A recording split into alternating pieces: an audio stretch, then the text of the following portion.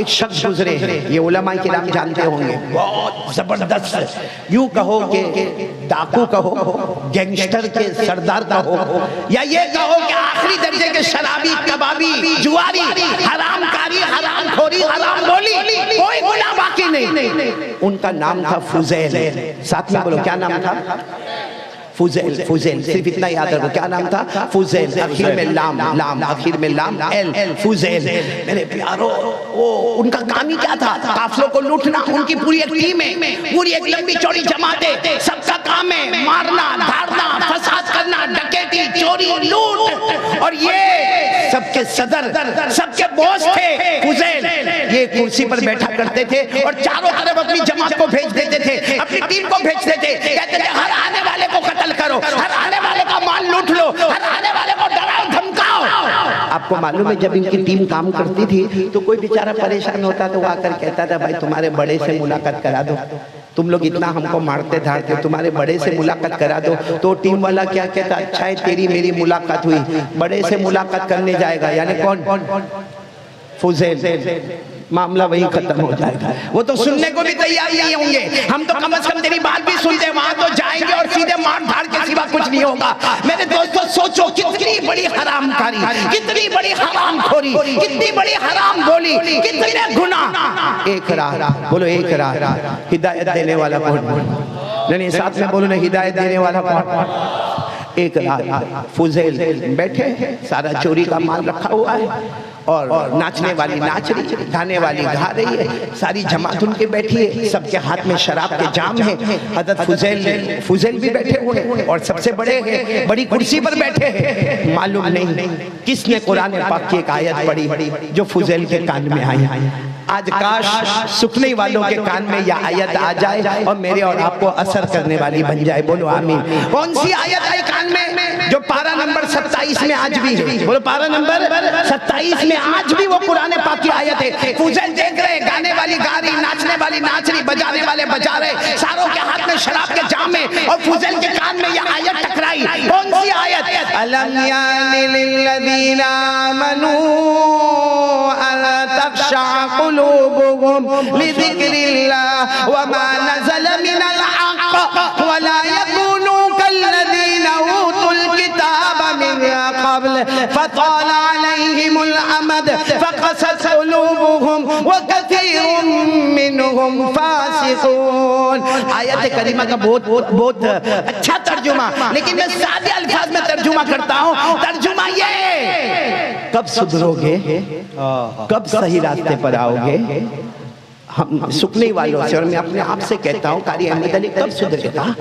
नाना बन गए ना, दादा बन गए ना, दाढ़ी के बाल सफेद हो गए ना, सर के बाल सफेद हो गए ना, पाँव में चलने की ताकत नहीं रही ना, लेकिन अभी भी आंखों का गलत इस्तेमाल, अभी भी कान का गलत इस्तेमाल, अभी भी जबान में माँ बहनों की गालियाँ, अभी भी लोगों के हक को दबाना, अभी भी हराम खाना, हजारों की जमीन पर कब्जा करना। ये अल्लाह ऐलान कर दे, कब सुधरोगे? अलम यानी लिल्लज़ीना आमनू अन तख़शअ क़ुलूबुहुम लिज़िक्रिल्लाह। अल्लाह कहते हैं मेरा बंदा, मेरी बंदी, अपनी उम्र को देख, अब तो तेरे दिल को मेरे सामने झुका दे। ये आयत जब फुजैल के कान में टकराई, हाथ में शराब का जाम था, यूं फेंका और कहा अल्लाह मेरा वक्त आ गया, सुधरने का वक्त आ गया, अल्लाह सुधरने का वक्त आ गया। और नाचने वाली को कहा रुक जा, बाहर चली जा, गाने वाली बाहर चली जा, सब गाने बजाने वाले बाहर चले जाओ। सारी जमात जमा हो गई कि हमारे बॉस को क्या हो गया, हमारे सदर को क्या हो गया, हमारे बड़े को क्या हो गया। फुजैल ने यही आयत पढ़कर सुनाई और कहा मैंने इरादा कर लिया, अब मैं तौबा करूंगा, अब मैं तौबा करूंगा। और अपने साथियों को कहा तुम्हें तौबा करना है तो करो, तुम्हारे रास्ते, आज से मैं मेरे रास्ते, मैं आज से जहन्नम के रास्ते पर नहीं चलने वाला, मैं जन्नत के रास्ते पर चलने वाला। वो सारे साथियों ने कहा जब हमारे बड़े ने तौबा की है इंशाअल्लाह हम भी तौबा का दरवाजा खटखटाएंगे। बोलो लेकिन तौबा किसको कहते हैं? मुजाहिद साहब, तौबा हमारे यहाँ क्या है मालूम है? उम्रे में जाने का होगा ना, अस्सलाम वालेकुम, मैं उम्रे में जाता हूँ, गलती माफ करना, अस्सलाम वालेकुम। लानत हो ऐसी माफी पर, ये माफी है? उसको कहेंगे तो उम्रे में जाता है, गांव वालों से माफी मांगा, घर घर जाके बोल दिया मेरे को माफ करना। वो जमीन जो दबा के बैठा है तू और तेरा बाप, उसका क्या होगा? अल्लाह, जो कितनों का कर्जा बाकी है उसका क्या होगा? किसी को माँ बहन की तूने गाली दिया था उसका क्या होगा? किसी के ऊपर हाथ उठाया तो उसका क्या होगा? किसी के साथ तूने बदतमीजी से बात किया उसका क्या होगा? मेरे प्यारों, इतना कहने से कि उम्रे पे जाता माफ करना, और वो भी बेचारा सामने कहता है जो उम्रे पे जाता नबी के रोजे पे मेरा सलाम बोल देना और मैंने माफ किया। ये माफी नहीं है मेरे दोस्तों, ये लानत वाला काम है जो हमारी फॉर्मालिटी है। हमारे इस्लाम में फॉर्मालिटी नहीं है, रियलिटी है। इस्लाम के अंदर हक बात है। देखो हजरत फुजैल ने क्या किया मालूम है? तौबा कर लिया, बोलो तौबा किया। अब जो चाहते वो कर सकते थे। पूरे गांव ऐलान किया कि मेरे पास बहुत जमीन है, मेरे पास जायदाद है, मेरे पास प्रॉपर्टी है, मेरे पास बाग है, मेरे पास खेत है, मेरे पास सोने चांदी के जेवरात है, मेरे पास सोने चांदी का ढेर है। गांव में जाके करिया देहात जाके ऐलान करवाया, जिसका भी फुजैल ने माल लुटाए या मेरे साथियों ने माल लुटाए आए अपना हिसाब ले ले, क्योंकि फुजैल यहाँ हिसाब दे देगा, कयामत में हिसाब देने की ताकत नहीं है। सुभान अल्लाह, सुभान अल्लाह। पहले तो लाइन लगने को तैयार नहीं, क्योंकि डर जो बैठा था। फुजैल खुद गए गांव में जाके कहे आ जाओ ना, एक जगह पर मैंने सारी जमीन के कागजात रख दिए, मेरी सारी प्रॉपर्टी, मेरी सारी जायदाद, मैं आगे चलकर खून पसीने की कमाई कमाऊंगा, इसमें मेरा कुछ भी नहीं है, सब लूट का माल है, सब डकैती का माल है, जिसका जो हक है वो आकर लेकर जाए। अल्लाह का करना भी ऐसा कि सफों की सफे लगी और लोग लेते गए। यहाँ इंसान खत्म हुए, यहाँ सारी जायदाद खत्म हो गई। अब बात खत्म नहीं हुई, इंसान खत्म, जायदाद।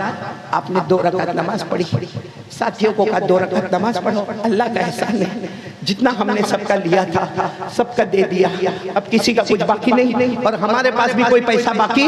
अपने साथियों को कहा आज से हम मजदूरी करेंगे, हम खून पसीने की कमाई करेंगे, क्योंकि हमारे नबी सल्लल्लाहु अलैहि वसल्लम को वो बहुत मजदूर पसंद है। हमारे नबी को मजदूर बहुत पसंद है। मालूम है आपको, एक मर्तबा हमारे आका सल्लल्लाहु अलैहि वसल्लम जोहर की नमाज पढ़ने जा रहे हैं। अजमत मुस्तफ़ा का पहला पॉइंट, हमारे नबी सल्लल्लाहु अलैहि वसल्लम बोलो कौन सी नमाज पढ़ने जा रहे हैं?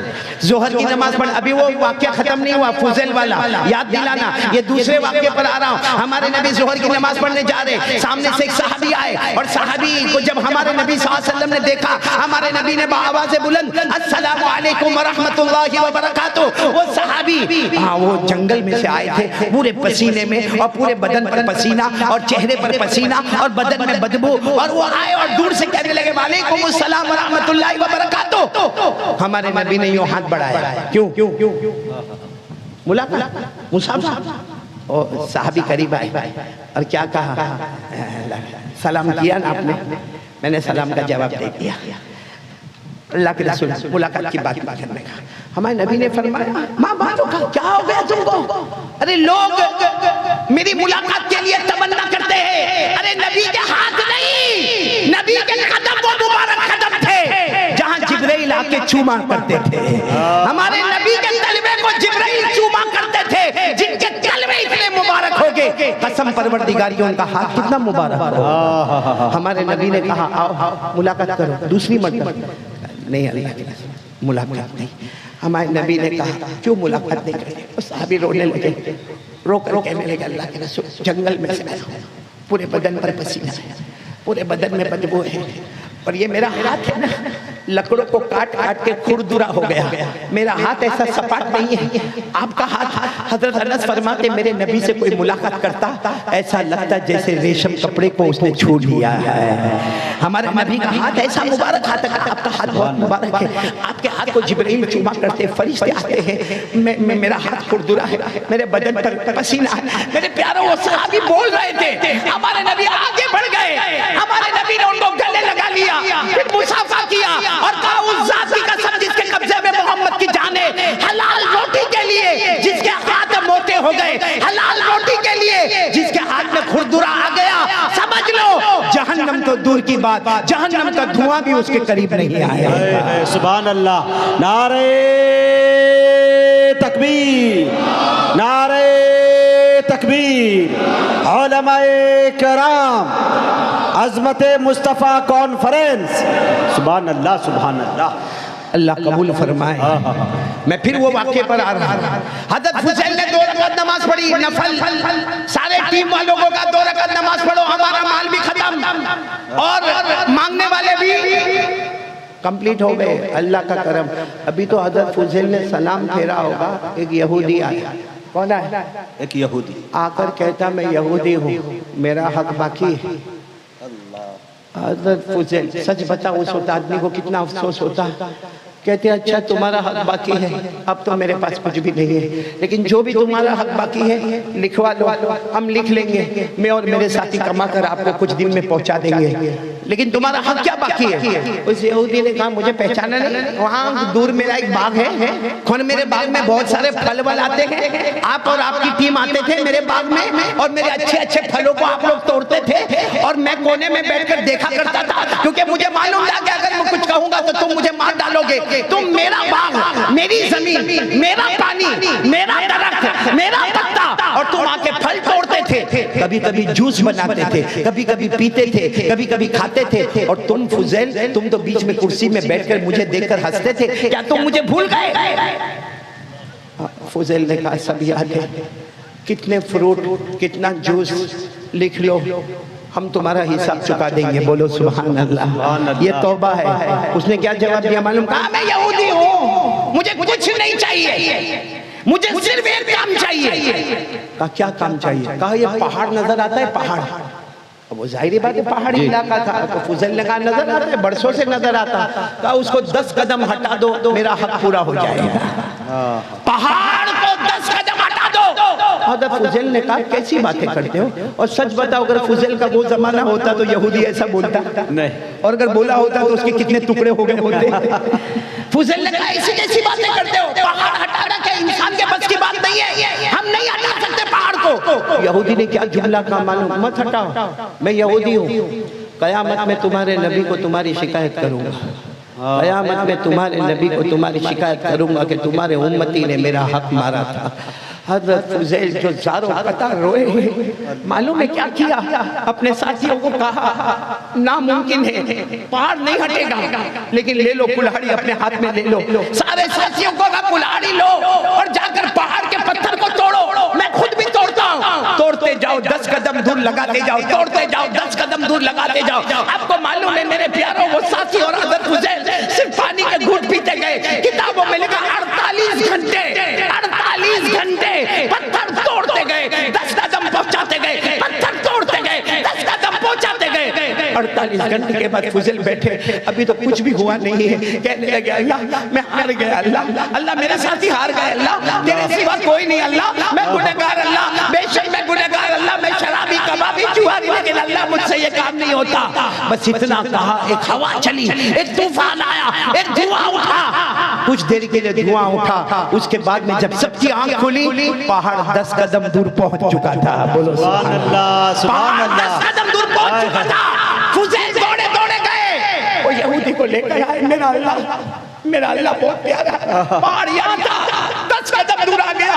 पहले इतना साफ नहीं था, अब उससे ज्यादा साफ नजर आता है। पहले उसके पत्थर पे दाग और निशान था, अब उसके पत्थर पे नूर ही नूर नजर आता है। सुभान अल्लाह, सुभान अल्लाह। यहूदी कहता है एक काम और बाकी है। सच बताओ वो जमाना होता तो कहता कि एक काम और बाकी है। फुजैल ने कहा अब तुझे मेरे अल्लाह का वास्ता, अब तो माफ कर दे। कहा नहीं एक काम बाकी है, आपका कोई साथी नहीं आएगा, आप अकेले मेरे घर आओगे, अकेले मेरे घर आओगे। हज़रत फुजैल गए, अकेले गए, सामने इतना बड़ा ठेला रखा हुआ था। कहा वो जो ठेला है उसमें सोने के डल्ले भरे हुए हैं, बड़े बड़े सोने के टुकड़े हैं, लाओ फुजैल वहां से उठाओ, यहाँ लाओ और उसकी गिरहें खोलो और गिन के बताओ कि कितने सोने के डल्ले रखे हुए हैं। फुजैल ने कहा मुझे नहीं चाहिए, मुझे 1 रुपया भी नहीं, आप ये सोने के डल्ले मेरे को कहा तुझे नहीं देना है, मजदूरी करना है, मजदूरी। तो कहा ये तो आप भी कर सकते, कहा नहीं लेकिन तुझे करना है, जाओ। फुजैल गए, वो इतना बड़ा ठेला, इतना बड़ा ठेला रखा हुआ था, अपने कंधे पर यूं लादा, 2 दिन के भूखे थे, आए लाके ने सामने रखा, कहा उसकी गिरहें खोलो, गिरहें खोला तो चमकता चमकता सोने का टुकड़ा निकलता गया। बोलो निकलता गया, निकलता गया। हज़रत फुजैल ने कहा मैं बहुत गुनहगार हूँ, अब मुझे जाने दो, मुझे अल्लाह से माफी मांगना है। अब मैं 48 घंटे हो गए खाना नहीं खाया, मैं कुछ मजदूरी करके खाना खा लूंगा, अब मुझे जाने दो, ये सोने का डल्ला मुझे नहीं चाहिए, मैं अल्लाह के सामने तौबा कर गया। तो यहूदी के तय एक और काम है। फुजैल ने कहा अब क्या काम है? कहा हाथ बढ़ाओ, ईमान कबूल करना चाहता हूँ। हाथ ईमान कबूल। हज़रत फुजैल खड़े हो गए। ना 2 दिन हुए तौबा करके, मैं शराबी, मैं तबाबी, मैं जुआरी, मैं हरामखोर, मैं हराम करने वाला, मालूम नहीं मैंने कितने कत्ल किए, मालूम नहीं मैंने कितनों का माल लूटा, तुम मेरे हाथ पर ईमान कबूल करना चाहते हो? नहीं। फुजैल का कोई मौलाना होंगे, कोई अल्लाह के वली होंगे, इस इलाके में कोई भी अल्लाह का वली होगा, कोई हाफिज, कोई कारी, कोई आलिम, कोई मुफ्ती होगा, उसे बुला ले, 10 मरतबा उसके हाथ पर ईमान कबूल कर ले। उसके हाथ पर ईमान मत कबूल कर जिसको अपने ईमान में खुद शक हो गया है। क्या जुमला कहा। यहूदी कहता ईमान तो तुम्हारे हाथ में कबूल करो। हज़रत फुजैल ने कहा नहीं ये नहीं होगा, नहीं होगा तो कयामत में तुम्हारे नबी को फिर शिकायत करूंगा। हज़रत फुजैल ने जब सुना कि फिर नबी की शिकायत की धमकी, यूं हाथ कांपते कांपते बढ़ा दिया, ले रख ले हाथ, इस पर रख ले। उस यहूदी ने हाथ रखा, बुलंद आवाज से कहो, आवाज आई अशहदु अल्ला इलाहा इल्लल्लाह व अशहदु अन्ना मुहम्मदर रसूलुल्लाह सल्लल्लाहु अलैहि वसल्लम। वो यहूदी भी ज़ारो कतार रोए, हज़रत फुजैल भी ज़ारो कतार रोए। और हज़रत फुजैल का हो गया, पहाड़ हिलवा दिया, हो गया, वो बड़ा ठेला मेरे पास खुलवा दिया, ईमान कबूल हो गया, अब तो जाओ। कहता जाओगे मैं भी तुम्हारे साथ आऊंगा। बोलो सुभान अल्लाह। मैं भी तुम्हारे साथ आऊंगा, लेकिन ये तो पूछो कि मैंने तुम्हारे हाथ पर ईमान क्यों कबूल किया। मेरे को कोई ना कोई आलिम मिल जाता।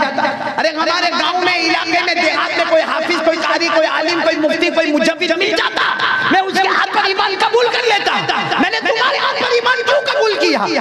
फुजैल ने कहा वही तो मेरी भी समझ में नहीं आता कि तूने मेरे हाथ पर ईमान क्यों कबूल किया। तो उस यहूदी ने कहा मैं आलिम हूँ, तौरात में लिखा हुआ है आखिरी नबी आएंगे। बोलो सल्लल्लाहु अलैहि वसल्लम। हर किताब में लिखा हुआ है आखिरी नबी आएंगे। कुरान में लिखा है कि हर किताब में लिखा है कि आखिरी नबी आएंगे। व मुबश्शिरन बिरसूल याती मिन बाद इस्मुहु अहमद।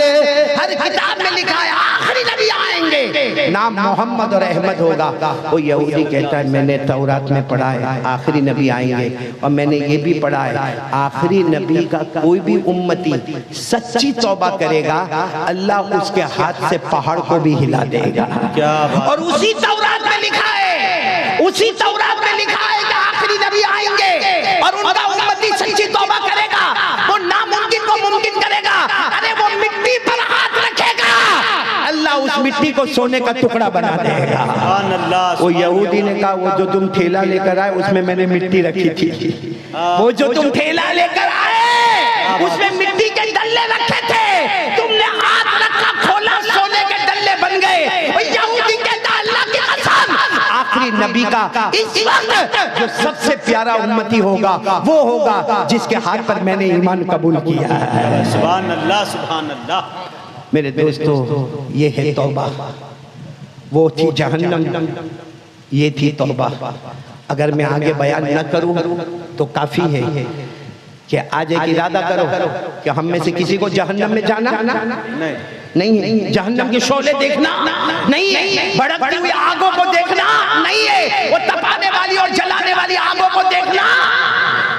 अच्छा जहन्नम से बचना चाहते हो? कौन कौन? हाँ सब लोग जहन्नम से बचना चाहते हैं?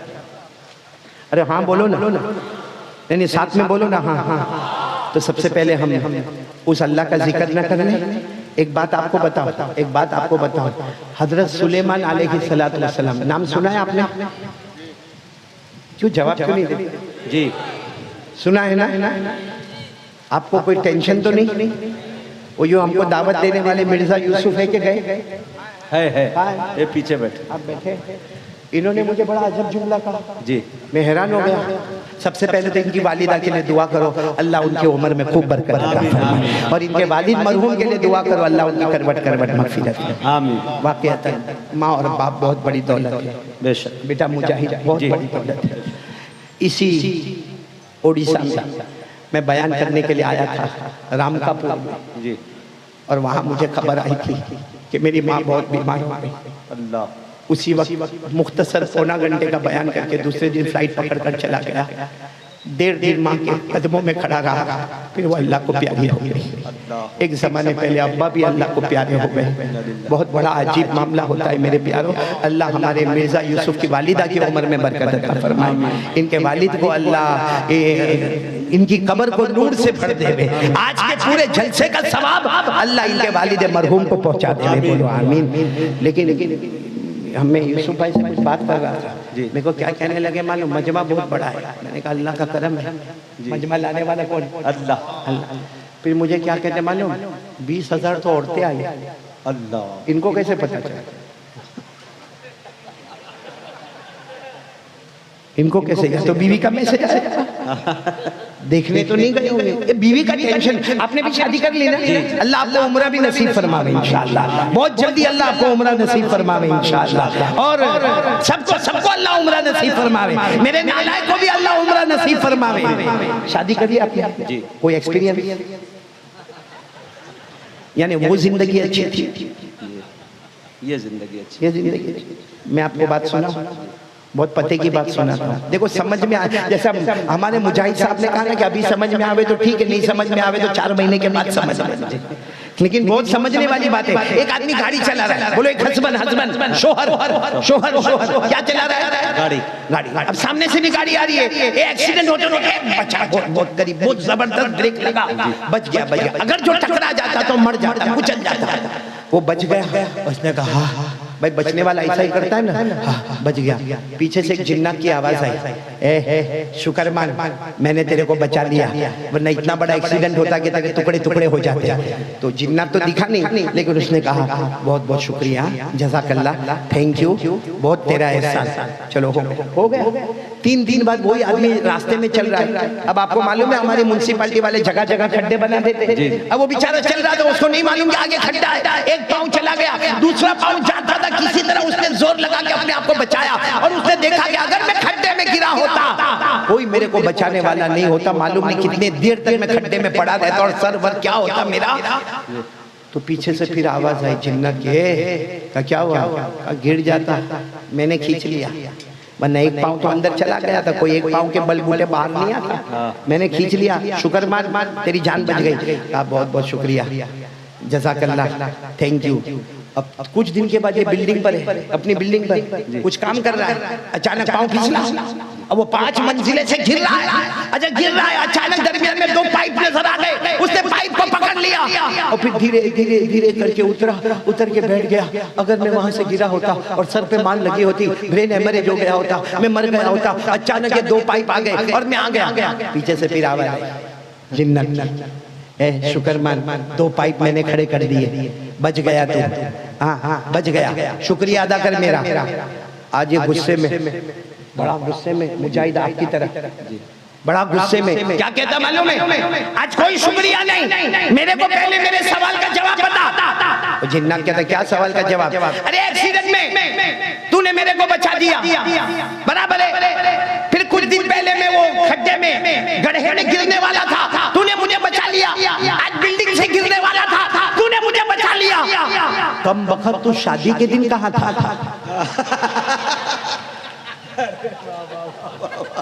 समझ में आ जावे तो ठीक है, वरना कोई बात नहीं। समझ गए मुजाहिद साहब? आपको माशाअल्लाह समझा देना इनको बाद में। खैर ये मैंने इसलिए आपका मूड बनाया क्योंकि हमको अल्लाह का जिक्र करना है। और एक बात याद रखो, हमेशा याद रखना, शायद ये बात किसी ने आपको बताई नहीं होगी, मोमिन जब खुश होता है ना तो अल्लाह की रहमत उससे करीब हो जाती है। बोलो सुभान अल्लाह। मोमिन जब अंदर से खुश होता है अल्लाह की रहमत उससे, और जब गुस्से होता है तो शैतान की लानत उसके करीब हो जाती है। आज हम लोग गुस्से को प्राउडनेस समझते हैं, मैंने उसको ऐसा डांटा, अरे मैंने उसको ऐसा कहा, मैंने उसको वैसा कहा, अरे मैंने उसको माँ की गाली दिया, मैंने उसको बाप की गाली दिया, अरे मेरे पास पैसा है, इतना बोला कि रो रो के मेरे पाँव पे गिरा। आपको नहीं मालूम है, जब तक तू बोला शैतान की लानत तेरे करीब आई। एक बार हंसते हंसते माफ कर देता, अल्लाह अपनी रहमत में तुझे ढांप लेता। तो मेरे प्यारों, मैंने भी आपका मूड फ्रेश किया। मैं बात कर रहा था किनका, हजरत सुलेमान। पूरा मजमा बोलो, बादशाह थे कि नहीं? आवाज नहीं आ रही, साथ में बोलेंगे, बोलो बादशाह थे कि नहीं? हजरत सुलेमान अलैहिस्सलाम बादशाह भी थे और सुभान अल्लाह कहो, अल्लाह ने नबी भी बनाया था। बोलो सुभान अल्लाह। नबी भी है, बादशाह भी है। और कैसे बादशाह थे? आप लोग सिर्फ सुभान अल्लाह बोलना। कैसे बादशाह? अल्लाह तबारक व तआला ने हजरत सुलेमान को बड़ी हुकूमत अता फरमाई। हजरत सुलेमान इंसान पर हुकूमत करे, बोलो सुभान अल्लाह। जिन्नातों पर हुकूमत करे, बोलो सुभान अल्लाह। दरिंदों पर हुकूमत करे, बोलो सुभान अल्लाह। चरिंदों पर हुकूमत करे, बोलो सुभान अल्लाह। परिंदों पर हुकूमत करे, बोलो सुभान अल्लाह। हजरत सुलेमान अलैहिस्सलातु वस्सलाम समंदर की मछलियों पर हुकूमत करे। हजरत सुलेमान जमीन के कीड़े मकोड़ों पर हुकूमत करे, बल्कि अल्लाह ने वो हुकूमत अता फरमाई, सुपर पावर अल्लाह ने वो अता फरमाया कि मेरे सुलेमान तुम जमीन वालों पर तो हुकूमत करते हो, हमने आसमान पर जो हवा दी है उस हवा को भी तुम्हारा गुलाम बना दिया है। अल्लाह सुभान अल्लाह। मालूम हजरत सुलेमान की जो कार थी, कार, अभी मैं भी कार में आया, कारी कमरुल इस्लाम की कार में, लेकिन एक जगह जाके हमको ब्रेक लगाना पड़ा जी। कुछ कहते स्टेज तक लाओ, कुछ कहते एमएलए साहब आ रहे हैं, कुछ कह रहे उधर गली में जाओ। मैंने कहा सब छोड़ो, हमको पैदल आगे बढ़ने दो। इस तरीके से करके मैं स्टेज पर आया। हमारी कार जो है ना वो धोखा दे देती है। हजरत सुलेमान अलैहिस्सलाम की जो कार थी, भाई क्या थी उनके पास? आज की मर्सिडीज और ओडी और BMW भी उसका मुकाबला नहीं करे। हजरत सुलेमान अलैहिस्सलाम ऐसा कार में बैठते थे, भाई कार में बैठे, स्टेयरिंग है नहीं, गियर बॉक्स नहीं, हॉर्न नहीं, एक्सेलेटर कुछ भी नहीं। यही तो कार का कमाल था मेरे दोस्तों, कि बैठते थे, दो फरिश्ते आते थे, पूछते थे अल्लाह के नबी कहाँ जाना है? पहले हमको बुला लेते ना, हम आ जाते, कहाँ जाना है? तो हज़रत सुलेमान बादशाह थे, कहते थे मशरिक में हूँ, मगरिब में जाना है। आसान अल्फाज में कहो सुकनई में हूँ और थोड़ी देर में मुझे मक्का मदीना पहुँचना है। तो वो फरिश्ते क्या कहते हैं? अल्लाह के नबी आराम करें, आराम करें। हज़रत सुलेमान ऐसे तख्त पर लेटते, थोड़ी देर होती, फरिश्ते कहते अल्लाह के नबी उठो उठो। तो हज़रत सुलेमान कहते क्या हुआ? अभी तो आग लगी, उठा दिया।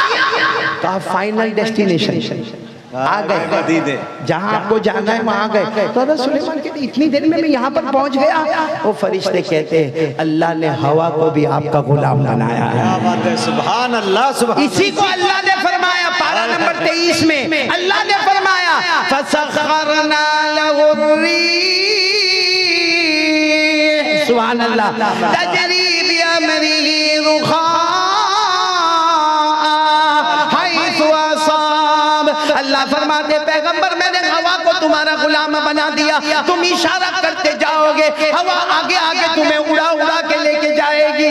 बोलो सुभान अल्लाह, सुभान अल्लाह। तो हज़रत सुलेमान एक मर्तबा अपनी कार में बैठे, मुझे जो पॉइंट बताना, किसमें बैठे? कार में। बड़ी हुकूमत थी हज़रत सुलेमान अलैहिस्सलाम।